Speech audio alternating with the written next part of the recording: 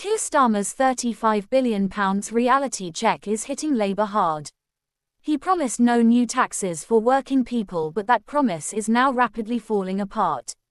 The Labour leader is struggling to keep his word, and it's not looking good. This public meltdown is opening up some serious cracks in the party's plans. You're not sure what's behind you as Starmer tries to look after his reputation. This is a political disaster coming our way, and I have all the details for you. Remember those days a few months ago? Labour supporters used to be excited about the fact that they were happy and with progressive policies. But politics is changing. Fast forward to today, and it feels like we're living in a different world. Labour's poll numbers are falling. They went from commanding a 20-point lead to barely scraping by with a 5-point lead in the general election. And it's showing across the board. The public's honeymoon with Labour is well and truly over. So what went wrong? How did Labour manage to squander the goodwill among themselves? It is starting to become apparent that Starmer's leadership is actually beginning to falter under the weight of the government.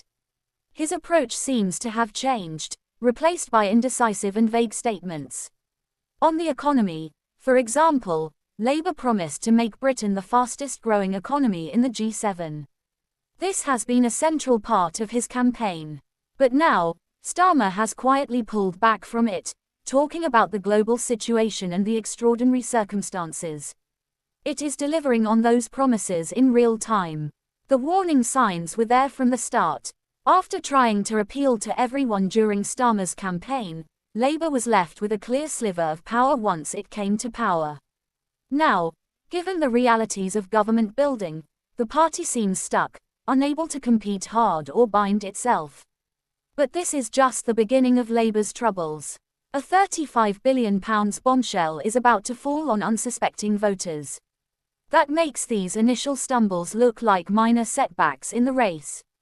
You're about to learn that politics has a way of coming back to haunt you. Ever wondered what £35 billion in broken promises looks like? Labour's carefully crafted image is crumbling, as rumours of a secret tax plan are making their way into the press. The question is, will voters forgive and forget? Or is this the beginning of the end for Labour's dreams of power? Labour plans to raise £35 billion in new taxes, after national insurance contributions. That means everyone with a job will feel the pinch. So much for the working class to look for, right? The Confederation of British Industry has warned that companies are already planning job cuts because of this tax. Labour's big plan to help working people might end up costing them their jobs. Brilliant strategy, isn't it? And who will be hit hardest? Low and middle income families. They are the ones already in the midst of a life crisis. Economic projections show that these tax increases will hit them the hardest. It's like Labour is playing Robin Hood in reverse, taking from the poor to give to, well, who knows where all that money is going. People on social media are outraged. And can you blame them? They voted for change, for a party that promised to back them. Instead, they're getting the same old story. Politicians say one thing to get elected, then another once in power. Starmer's government is under immense pressure to explain these tax increases. But so far, all we've heard is cricket. No clear justification. No economic argument that makes sense. Just silence from a party that promised to be different. How will voters respond to this betrayal? Will they swallow the bitter pill and give Labour another chance? Or is this the moment when the scales finally fall from their eyes? One thing is for sure, Starmer has a lot of explaining to do and a lot to do. As for the accusations of lying, Labour is finding out the hard way that it promised to do so. People remember what you said, and they will hold you to it. Starmer is about to get a crash course in damage control, but will it be enough to save his reputation? Or is this the end of Labour's time in power? This political roller coaster is far from over. Starmer has gone and redefined what it means to be a working person. And that's all the talking about. This is not the Labour Party we knew. They were all fighting for workers' rights, fair wages and social justice. But now, Starmer is trying to change the laws. In a recent speech, He said that his government wants to take care of the big questions so that working people have the freedom to enjoy the things they love. Sounds good, doesn't it? But what does that really mean? It's so vague that it could mean anything, or nothing at all. This is not a slip of the tongue, it's a calculated move to broaden Labour's appeal. But here's the thing, by trying to appeal to everyone, they can appeal to no one. Traditional Labour voters are feeling left out, wondering if there's still a place for them in Starmer's new vision. And the unions, they're not happy. Sharon Graham of Unite is calling Starmer out, wondering if Labour still represents its core base. Can you blame him? When the party that was supposed to fight for workers starts to change who those workers are, it raises some eyebrows. Even longtime Labour supporters are scratching their heads. They're watching a party that used to stand up for the little guy suddenly try to cater to a much wider crowd. It's like watching your favorite local pub transform into a trendy wine bar overnight. So is Labour abandoning its core supporters? It certainly seems that way. By trying to redefine working people to include almost everyone, they are watering down their message. What used to be a strong, clear voice for the working class is turning into a wishful attempt to please everyone. And that is causing serious divisions within the party. Some Labour MPs want to stick to their working class roots, while others are for this new, broader appeal. It is like watching a family argument over Christmas dinner. Awkward, tense and likely to end in tears. Starmer's balancing act is looking shakier than ever. He is trying to keep the traditional Labour base happy while also catering to a wider audience. But as the old saying goes, you can't please all the people all the time. So what's next for Labour? Will Starmer's gamble pay off? Or is he pushing the party off a cliff? One thing is certain, the road ahead looks rockier than ever. And with the budget backlash looming, Starmer will need all the help he can get. But will anyone still listen? Labour's first budget is here. And it's safe to say it's not winning many fans. It's been met with a fierce backlash, with criticism coming from all sides. Let's look at why this budget is causing such a stir. Tax increases are now a reality, affecting both individuals and businesses. The Confederation of British Industry is raising red flags about potential job losses due to higher national insurance contributions. It's a tough pill to swallow for already struggling companies. But here's the real kicker. The Office for Budget Responsibility says this budget will do nothing to boost economic growth.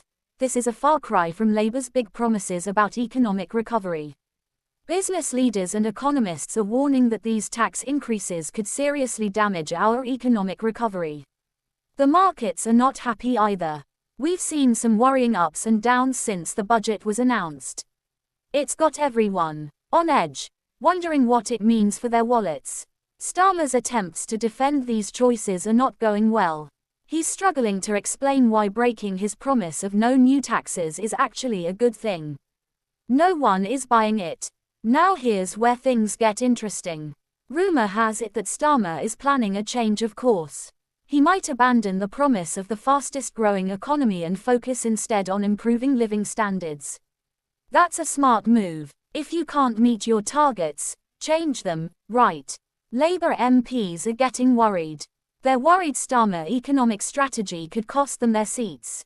If things don't change soon, they'll find themselves back on the opposition benches before they know it. What do you think of this budget? Is Starmer making the right call? Or is he digging Labour into a deeper hole? Let me know your thoughts in the comments. As Labour MPs fret about the political future, let's revisit those shiny campaign promises. Starmer's scoreboard doesn't look good. Labour's manifesto was full of grandiose ideas.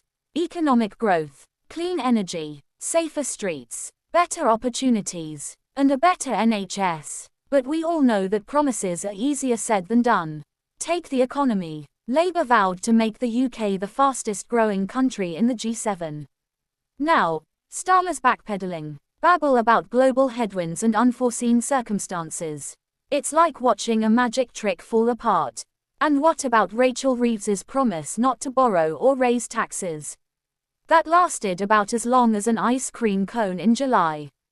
The Treasury now says they won't need to raise taxes on the same scale. Translation: taxes are going up, just not as much as they had originally planned. Big deal again. Labour has pledged not to raise VAT, income tax or national insurance on working people. Or they have just announced an increase in employers' national insurance contributions. So much for protecting workers, right? Voters are not happy, I tell you. Social media is buzzing with despair. People feel despair, especially on economic growth and tax policies. Starmer's response to all this: he said he should judge by how the country feels in 5 years, not at Christmas. Talk about moving the goalposts. It's as if he's saying, don't look at what I'm doing now, focus on what I can do later. Even other political parties are taking out Labour. The SNP is accused of destroying jobs and wages and destroying business confidence. So how many more promises will be broken? It's hard to say, but one thing is clear. Starmer's attempts to rewrite history are fooling no one. People remember what was promised, and they're following through. As the demand for accountability grows, Labour faces a real crisis of credibility. Can they turn things around? Or will they continue to dig themselves deeper into this hole of broken promises? Only time will tell, but it's not looking good for Starmer and his team right now. The political landscape is changing, and the Conservatives are making a surprise comeback.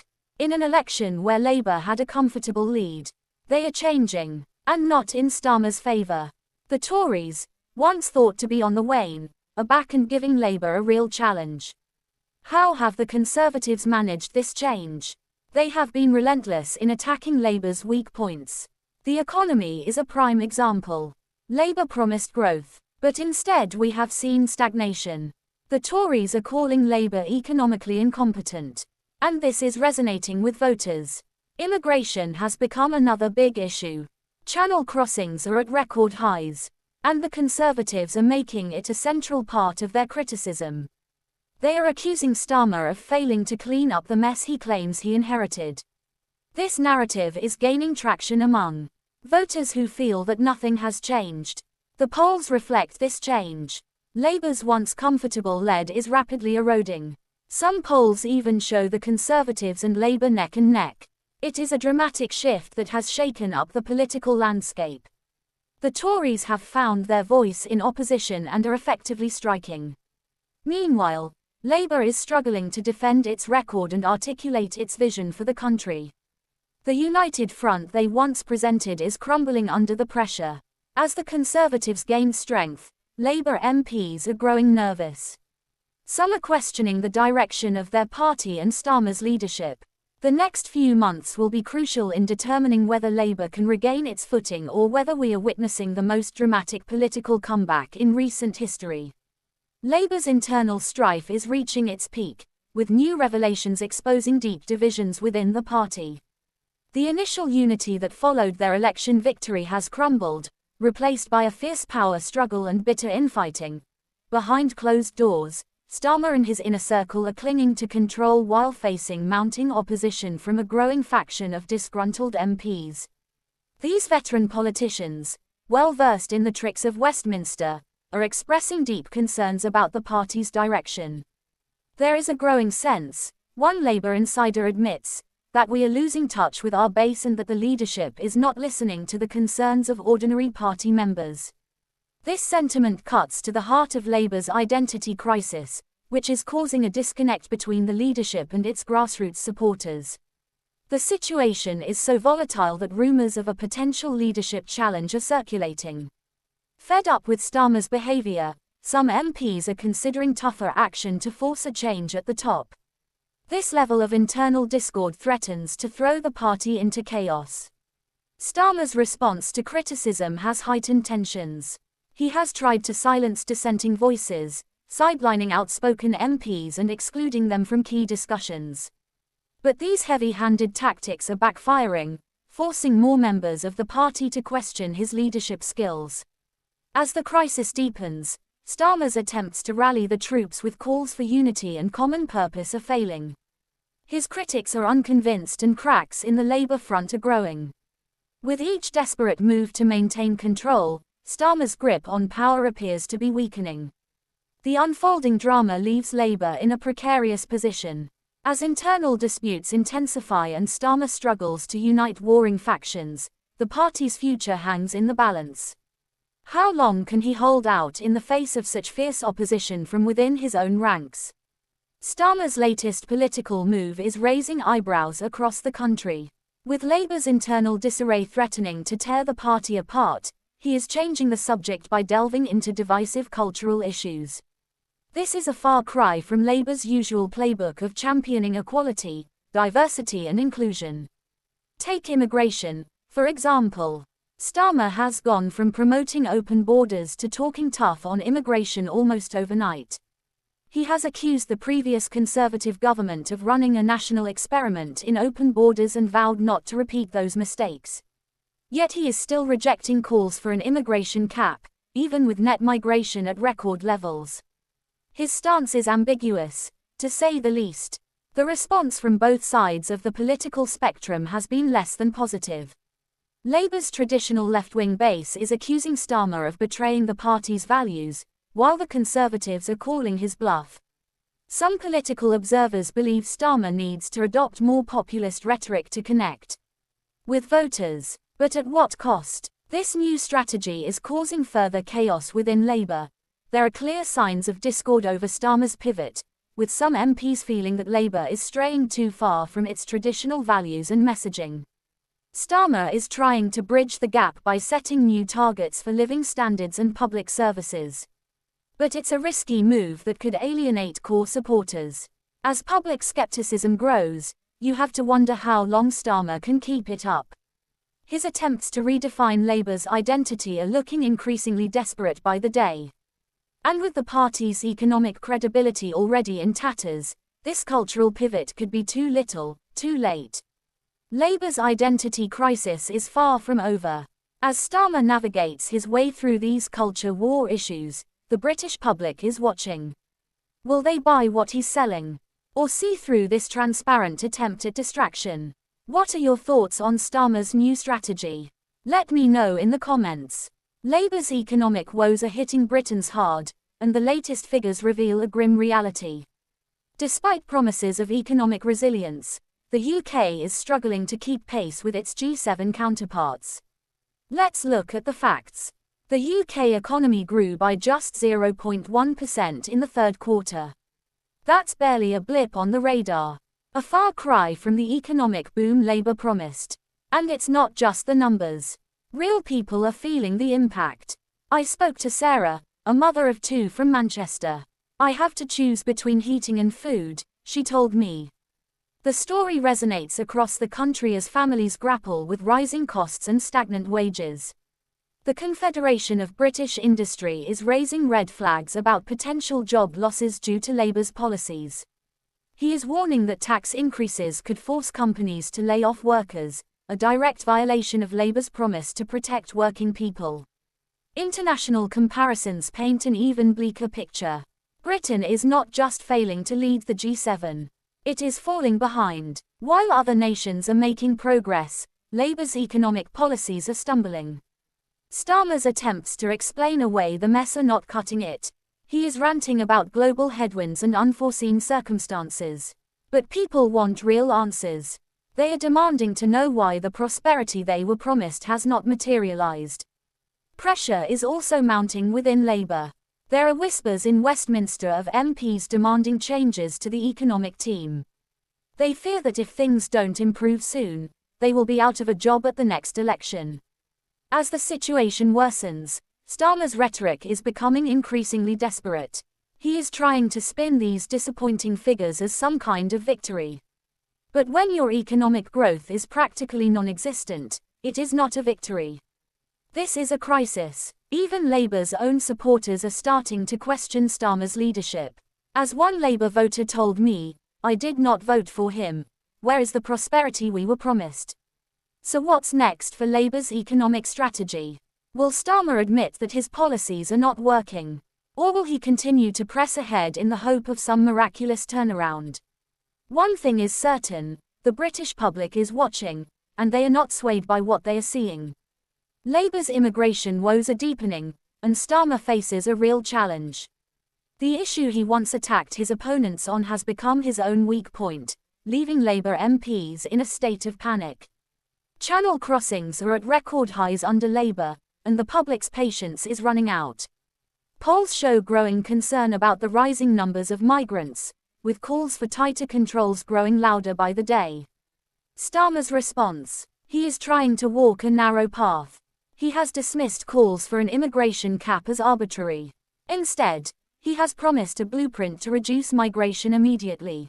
But we are still waiting, and public frustration is growing. Labour leaders talk big about international cooperation and improving border security, but the lack of concrete action is clear. The party is struggling to find its footing on the issue, torn between appeasing its liberal base and addressing voter concerns. As the government falters, questions are mounting. How long can Labour hold out? Will Starmer finally take a definitive stand, or will he continue to hedge his bets? One thing is clear: the patience of the British public is running out, and Labour needs to act quickly if it is to avoid a major backlash at the polls. While Starmer grapples with immigration, Labour is facing another crisis, a major confidence deficit.